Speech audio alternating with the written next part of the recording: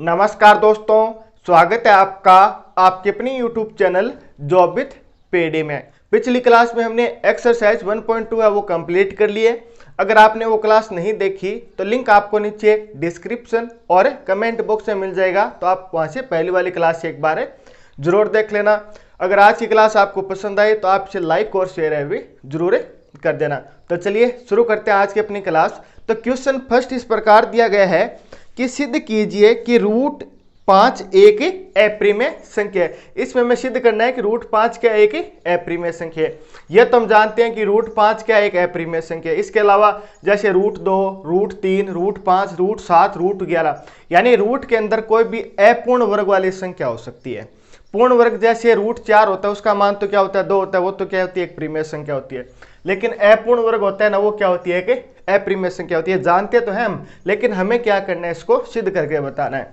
तो यानी कि यहाँ पे रूट 5 की जगह आपसे रूट 2 भी पूछा जा सकता है, 3 भी, 7 भी, 11 भी, 13 भी, ठीक है। इस प्रकार से अपूर्ण वर्ग वाली संख्या आपसे कोई भी देकर अप्रिमेय संख्या सिद्ध करवा सकते हैं। तो इसके लिए इन क्वेश्चनों को हम किस प्रकार करेंगे, सबसे पहले आपको क्या करना है, मानना है। मानना क्या है, हमें अप्रिमेय सिद्ध करना है ना, इसका उल्टा मान लेंगे। इसका उल्टा हमने क्या मान लिया कि रूट 5 क्या एक प्रीमेय संख्या। हमें अप्रिमेय सिद्ध करना है, लेकिन हमने क्या किया, इसका उल्टा मान लिया कि रूट 5 क्या एक प्रीमेय संख्या। आप जानते हैं कि अगर रूट 5 एक प्रीमेय संख्या है तो प्रीमेय संख्या को तो हम p/q के रूप में लिख सकते हैं। यहां तक कोई प्रॉब्लम थोड़ी है, ठीक है। और जहां p व q सह अभाज्य, जहां p व q सह अभाज्य पूर्णांक है तथा q नॉट इक्वल टू 0, यानी q है वो आपका 0 के बराबर नहीं होना चाहिए। जहां p व q क्या है, सह अभाज्य पूर्णांक है तथा q है वो 0 के बराबर नहीं होना चाहिए। यहां पे बात आई है सह अभाज्य की। पूर्णांक तो आप जानते हैं कि माइनस अनंत से लेकर प्लस अनंत तक की सभी संख्या क्या होती है, पूर्णांक होती है। इसके बारे में हमने इंट्रोडक्शन पार्ट में बात कर ली थी। अब हम बात करते हैं सह अभाज्य की। सह अभाज्य का मीन्स क्या है, जैसे कोई संख्या आपकी 1/2, ये संख्या और थोड़ी कटेगी एक दूसरे से। 1/2 है एक दूसरे से और ये नहीं कट रही है, ठीक है। इसी प्रकार मैंने लिख दिया 2/5। इन दोनों में एक के अलावा कोई कॉमन है क्या, इन दोनों में सिर्फ और सिर्फ कॉमन क्या है, एक है। यानी कि इनका HCF क्या होता है, एक ही होता है सह अभाज्य संख्याओं का। लेकिन मैंने यहाँ पे लिख दिया 3/6। 3/6 में ये संख्या भी 3 से कटेगी, ये संख्या भी 3 से कटेगी। तो यानी इन दोनों का जो एक विनिष्ट गुणनखंड ये HCF है वो क्या हो जाएगा, 3 हो जाएगा। लेकिन सह अभाज्य संख्याओं का जो HCF होगा ना, वो क्या होगा, हमेशा और हमेशा 1 होगा। तो आपको कैसे याद रखना है कि वे संख्याएं जो और नहीं कटती है ना, वो कौन सी हो जाएगी, सह अभाज्य संख्या हो जाएगी। ये आपको सीधा सीधा ध्यान में रखना है। जब भी बात करें सह अभाज्य संख्या की, तो यानी वो संख्या जो और नहीं कटेगी, यानी जिनका HCF या जो विनिष्ट गुणनखंड है ना, वो क्या होता है, सिर्फ और सिर्फ 1 होता है। वो क्या होती है, आपकी सह अभाज्य संख्या होती है। यहां तक आपको क्लियर हो गया। हमने क्या किया, माना कि रूट 5 एक प्रीमेय संख्या है। अगर ये प्रीमेय संख्या है तो इसको हम क्या कर सकते हैं, p/q के रूप में लिख सकते हैं। p और q क्या आपके सह अभाज्य पूर्णांक है। q है वो 0 के बराबर नहीं होना चाहिए, ठीक है। यहां तक आपको समझ में आ गया होगा। आगे हम क्या करेंगे, इनका वज्र गुणा कर देंगे। जैसे 5 है तो 5 के नीचे तो हम 1 ले सकते हैं ना, क्योंकि प्रत्येक संख्या के गुणा और भाग में क्या होता है, 1 होता है। तो इसके नीचे भी हम 1 मान लेंगे, ठीक है। ये आपको मानना है, यहाँ पे लिखना नहीं है। तो इसके नीचे 1 है तो हम क्या करेंगे, इनका वज्र गुणा कर देंगे। तो रूट 5 का गुणा किससे हो जाएगा, q से हो जाएगा। तो ये क्या हो जाएगा आपका रूट 5q और बराबर में क्या है, p, ठीक। अब इन जो हमने मान आया है p बराबर 5q आया है, इसका हम क्या करेंगे, वर्ग कर देंगे। तो दोनों तरफ वर्ग करने पर, तो ये लीजिए हम दोनों तरफ वर्ग कर देंगे। रूट 5q² बराबर p², ठीक है। तो ये क्या हो जाएगा आपका, रूट 5 का गुणा रूट 5 होगा तो ये क्या हो जाएगा, 5 हो जाएगा। और q की क्या हो जाएगी, q² बराबर क्या हो जाएगा, p²। इसको हम क्या मान लेंगे, समीकरण 1 मान लेंगे।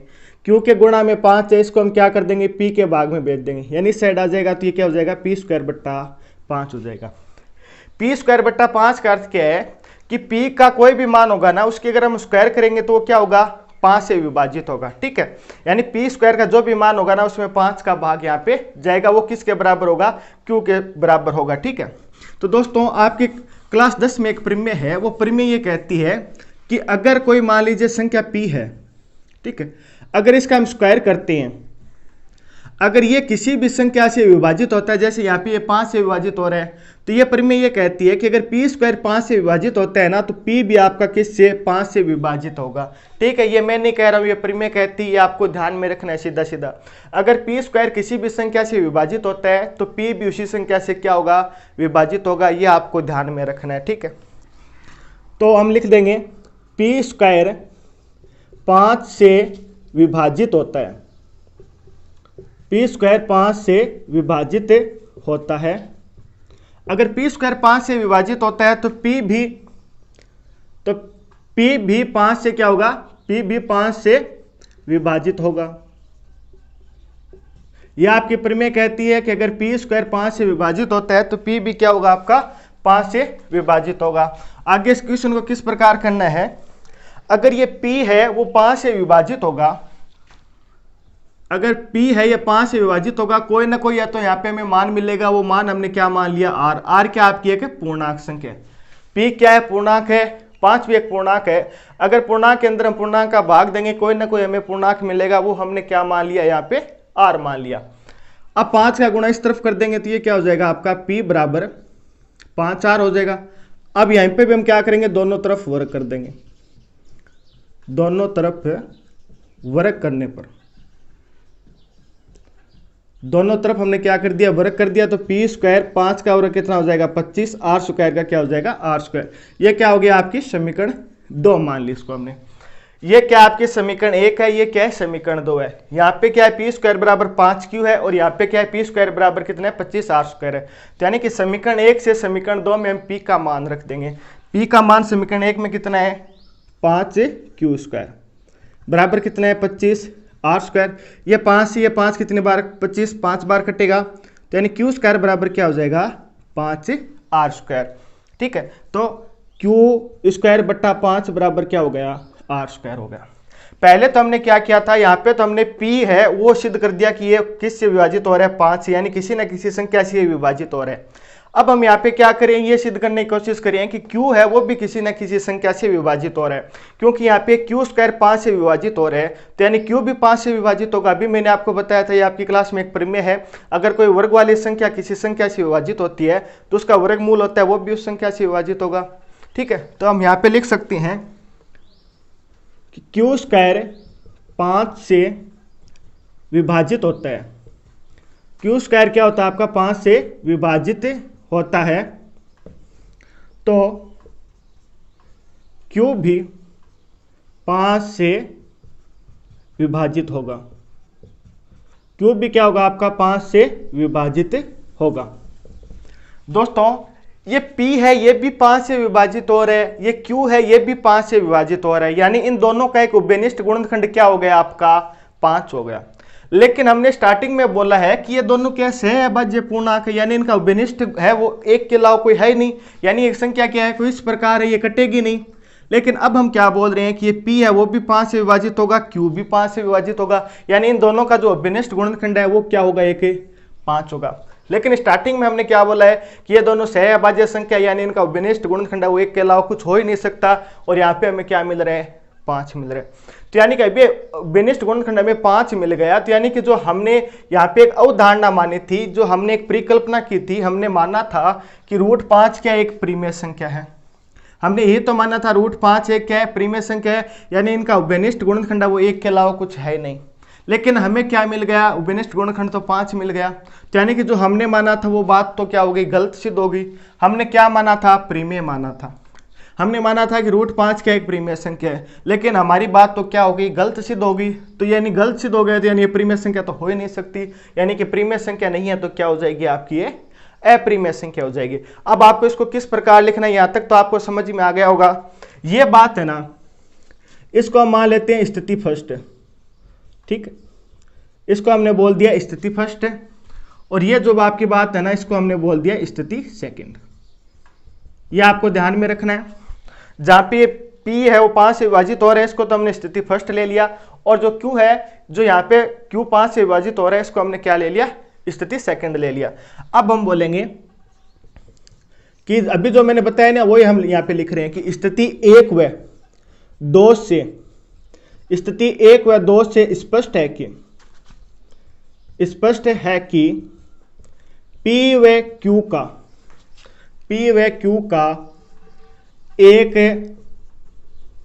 उभयनिष्ठ, P व Q का एक उभयनिष्ठ गुणनखंड क्या है आपका 5, उभयनिष्ठ गुणनखंड क्या है 5 है। अगर इन दोनों का उभयनिष्ठ गुणनखंड 5 है तो यानी क्या होगी, आपकी सहअभाज्य संख्या नहीं होगी P और Q, ठीक है, यानी ये क्या नहीं होगी, एक परिमेय संख्या नहीं होगी। अगर ये परिमेय संख्या नहीं होगी तो अपनी जो अवधारणा है वो गलत होगी, तो यानी क्या है आपकी एक अपरिमेय संख्या, ठीक है। तो ये बातें हैं वो आपको नीचे लिखनी है, यहाँ पे स्पेस नहीं है तो मैं ऊपर लिख देता हूँ। तो ये दोनों में उभयनिष्ठ क्या आ गया आपका 5 आ गया, उभयनिष्ठ 5 आ गया, तो अपनी जो अवधारणा है वो तो क्या हो गई, गलत हो गई। तो अतः इनका उभयनिष्ठ 5 है, अतः हमारी अवधारणा क्या थी कि √5 एक परिमेय संख्या, यही तो हमने माना था, ये तो अपनी क्या थी, अवधारणा थी। अतः हमारी